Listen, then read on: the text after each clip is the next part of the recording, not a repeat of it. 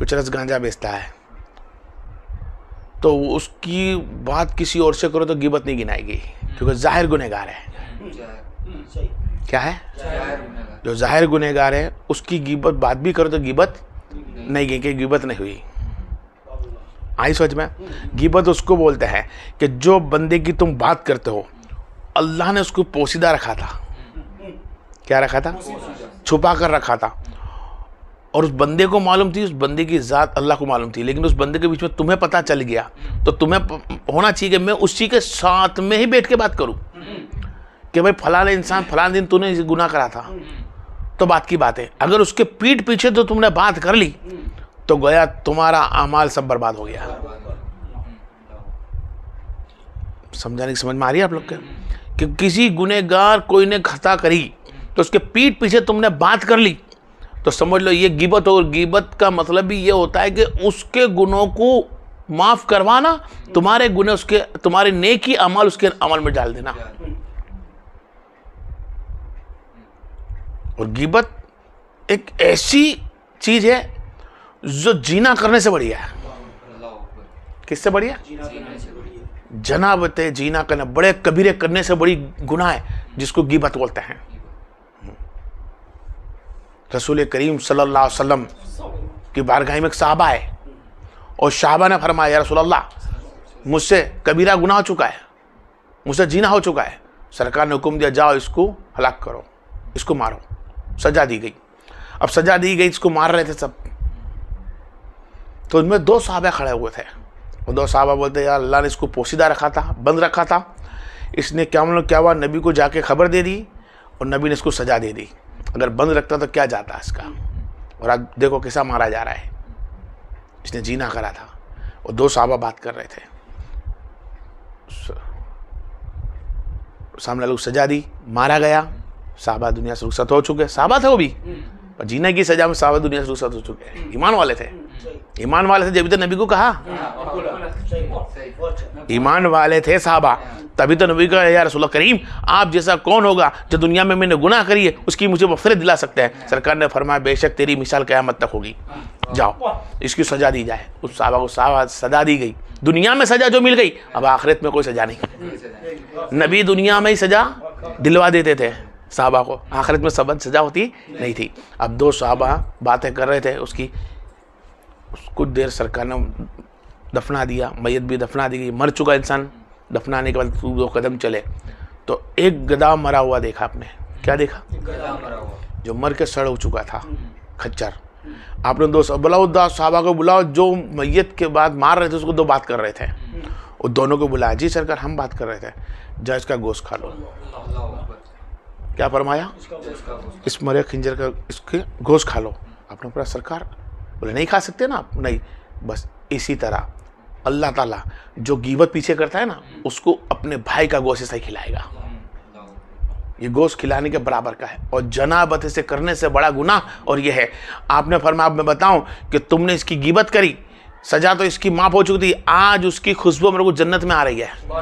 میں اس صحابہ کو جو دنیا سے بھی رخصت ہوئے جنابتی کی حالت گناہ کر کے، آج وہ جنت میں چلے گئے. کیسے؟ بولے جنت میں میرے حساب سے میرے پاس آئے تھے اس معافی کے لیے کہ کچھ سزا ہے تو میں نے اس کو سزا دے دی، اللہ نے اس کو بخشش کر دی اور جنت کا محل تمہارے دونوں کی غیبت کرنے سے اس کو عطا فرما دیا. کسی کی بھی غیبت تم نے کری، پیٹھ پیچھے غیبت کری نہیں، کسی ذرا سی بھی غیبت ہو گیا. غیبت بہت بڑا گناہ ہے. یہاں تک کہ پتا ہے کہ غیبت کرنے والے کو اللہ اس کا رسول پسند نہیں فرماتا ہے، منہ پھیر لیتے ہیں اللہ کے رسول. جو بندہ غیبت پہ لگ جاتا ہے، چاہے اس نے غیبت اچھا کیا ہو یا برا کیا ہو. اور آج ہمارے معاشرے کے اندر ایسا ہی مسئلہ ہے کہ غیبت ایک عام ہو چکی ہے. عام انسان مسجد میں بیٹھ کے بھی غیبت، پہلی سب میں بیٹھ کے بھی غیبت، حج عمرہ کرنے جائے تو بھی غیبت، گھر میں بیٹھ کے بھی غیبت، دو جنے مل گئے تو بھی غیبت، بہن بیٹی کی، ماں بیٹی کی غیبت، ساس بہو کی غیبت، بہن بھائی کی غیبت. واحد غیبت کے اندر امیر معاشرے میں بیٹھا پھیل چکا ہے. 99% آج ہم غیبت میں لگ چکے، نہیں جانتے کہ رسول کریم صاحب فرما گئے لوگ. آپ نے فرمایا زبان پکڑ کر دیکھیے، سیدھی انگلی رکھی اور نیچے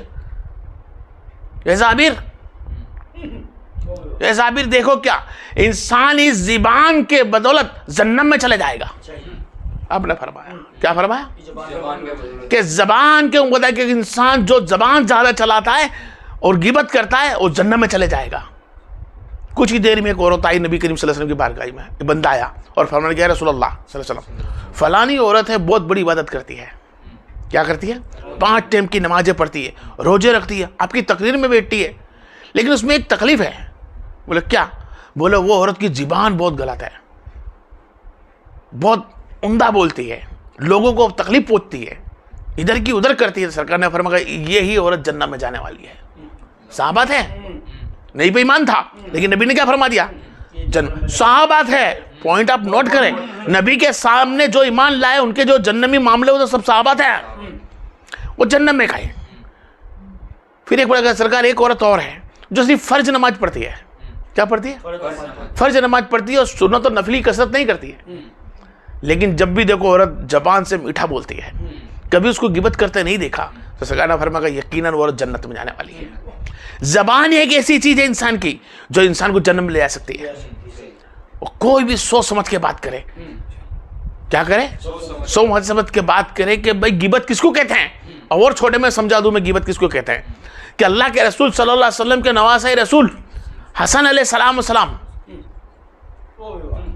حسن علیہ السلام جب اپنی بیوی سے ناراض ہوئے تو ذرا مسلط ہوئی میاں بیوی کے حسن علیہ السلام کی اور ان کی بیوی کی. تو حسین علیہ السلام نے فرمایا کہ بھائی کیا بات ہے, کیا بات ہے جو اپنی بھابھی کو تم طلاق دینے کی بات کر رہے ہو؟ تو آپ نے فرمایا نہیں, ہم میاں بیوی کی بات ہے تجھے بولنا نہیں چاہتے, اور وہ بھی ہے نہیں, پیچھے غیبت ہو جائے گی. اپنی بیوی کی بات کرنا بھی غیبت ہو جائے گی. آپ نے چھوڑ دیا. جب طلاق ہو چکی تو پھر حسین علیہ السلام آئے, فرمائے میرے بھائی حسن علیہ السلام اب تو طلاق ہو چکی ہے, اب تو پتا کس بات پر طلاق ہو چکی ہے. تو فرمائے گا اب تو میں اور اس کی بات نہیں کر سکتا. بولے کیوں؟ کیونکہ وہ میرے طلاق سے باہر ہو چکی ہے اور امت مصطفیٰ ہے. اپنی بیوی کی بھی غیبت نہ کرے, وہ حق پہ ہوتا ہے. اور حقیقت کے مطلب مومن کی پہچان ہی وہ ہوتی ہے کہ لوگوں کے عیب کو ڈھانک کر رکھے اور کسی کی غیبت کسی کے سامنے نہ کرے. اور جو بندہ غیبت پہ لگ جاتا ہے اس کا گھر بھی برباد, اس کی روزی برباد, اس کی جب آخریت ہی برباد ہو گئی تو پھر دنیا برباد ہونے میں کتنا وقت لگے گا.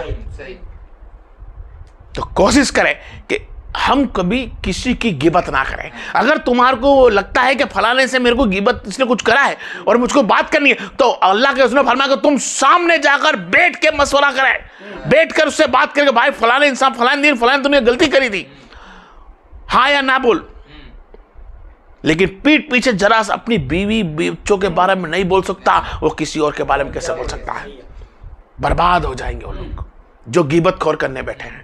وہ سمجھتے ہیں کہ ہم 5 ٹائم کی نماز پڑھتے ہیں, ہم فلاں بزرگان سے محبت کرتے ہیں, ہم نبی کریم صلی اللہ علیہ وسلم, ارے اسی نبی کریم صلی اللہ علیہ وسلم کا قول ہے, بالکل سبحان اللہ, اسی نبی کا کرم کر کے جنم میں داخل ہو جائے گا اگر وہ مدینہ منورہ کی جالی پکڑ بھی کھڑا ہوگا اور غیبت خور ہوگا. تو کعبے کے اندر طواف کرتا ہوگا اور موت آ گئی اور غیبت خور ہوگا, اس کا طواف نہیں گنائے گا. کیا سمجھتے ہو؟ جنم میں